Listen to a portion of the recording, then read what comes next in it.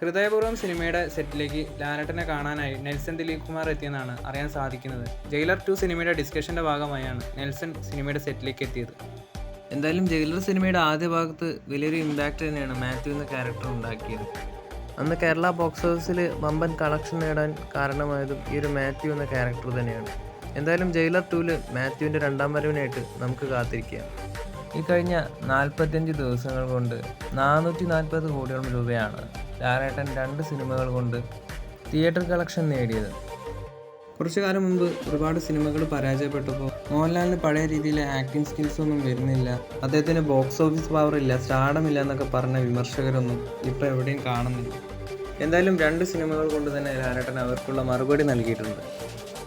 ഇനി തുടരും സിനിമയുടെ ബോക്സ് ഓഫീസ് കളക്ഷനിലേക്ക് വരികയാണെങ്കിൽ പുലിമുരുകന് ശേഷം കേരള ബോക്സ് ഓഫീസിൽ അടുത്തൊരു ഇൻഡസ്ട്രി ആകാൻ പോകുന്ന ലാലേട്ടൻ സിനിമ തന്നെയാണ് തുടരും.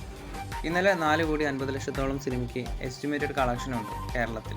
ഇതുവരെ കേരളത്തിൽ 75 കോടിയോളം രൂപ സിനിമ ഗ്രോസ് കളക്ഷൻ നേടിയിട്ടുണ്ട്. 89 കോടി രൂപയാണ് 2018 എന്ന സിനിമയുടെ ഫൈനൽ കേരള ഗ്രോസ് കളക്ഷൻ. 2018 എന്ന സിനിമയെ മറികടന്ന് തുടരും സിനിമ ഇൻഡസ്ട്രി ആകാൻ പോകുന്നു എന്ന് പറഞ്ഞ ഈ ഒരു പോസ്റ്റിന് താഴെയായിട്ട് ജൂഡ് ആൻ്റണി ജോസഫ് കമൻറ്റ് ഇട്ടിരിക്കുന്നത് ലാലേട്ടനെ വെച്ച് തന്നെ ഇതും തൂക്കുമെന്നാണ്. സംഭവം എന്ന് വെച്ചാൽ ലാലേട്ടനെ വെച്ച് ജൂഡ് ആൻ്റണി ജോസഫ് ഒരു സിനിമ പ്ലാൻ ചെയ്യുന്നുണ്ട്. ആൻ്റണി പെരുമ്പാവൂരിനോട് ആ ഒരു സിനിമയുടെ കഥ പറഞ്ഞിട്ടുണ്ട്. ഇനി ലാലേട്ടൻ മാത്രമാണ് ഈ ഒരു കഥ കേൾക്കാനുള്ളത്.